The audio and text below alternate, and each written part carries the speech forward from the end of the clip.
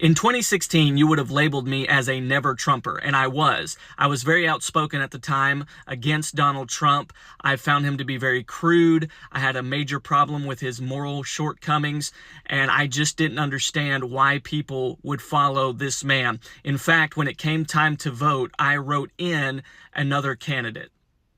However, now in 2024, I will be voting for Donald J. Trump.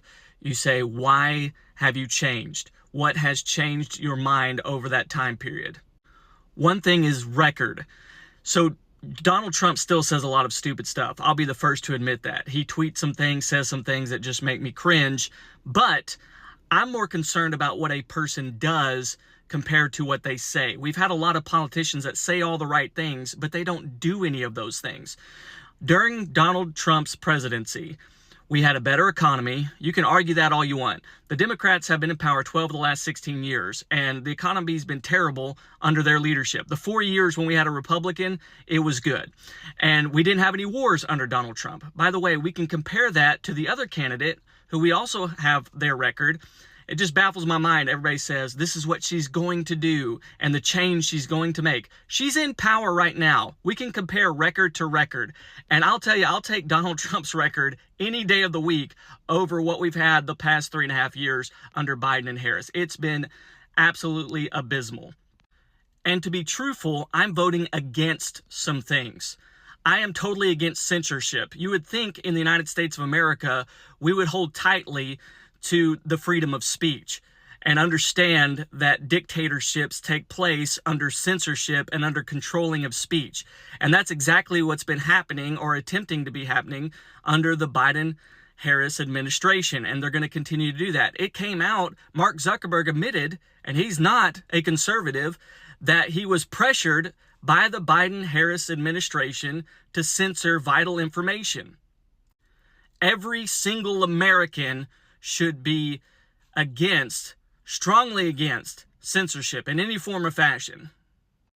I'm voting against attacks on democracy. It's amazing that they say that voting Donald Trump in democratically, correctly, is somehow going to hurt democracy. But what they've done is they conducted a coup, and then they just said, this is your candidate, and place somebody in that position without a single vote. That is what you should be fearful of. I'm voting against the people that have literally come out and said, you will own nothing and be happy about it. You know who all those people are and who they support and who they put their money behind?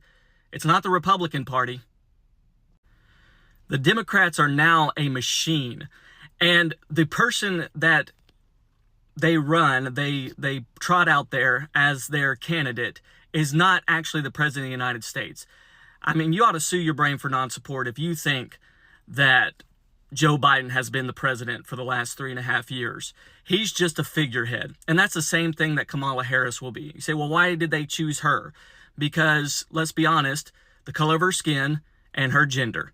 And they think that you're foolish enough, and it seems to be true because I scroll through TikTok too, that some of y'all are ignorant enough to vote for somebody based solely on the color of their skin and their gender, and totally overlook the fact that they're trying to take away your First Amendment right, your Second Amendment right, the fact that they're trying to censor you, the fact that they're going to tell you this is your candidate and you don't even get to vote, and you'll be okay with all of that because, woohoo, we got the first woman president.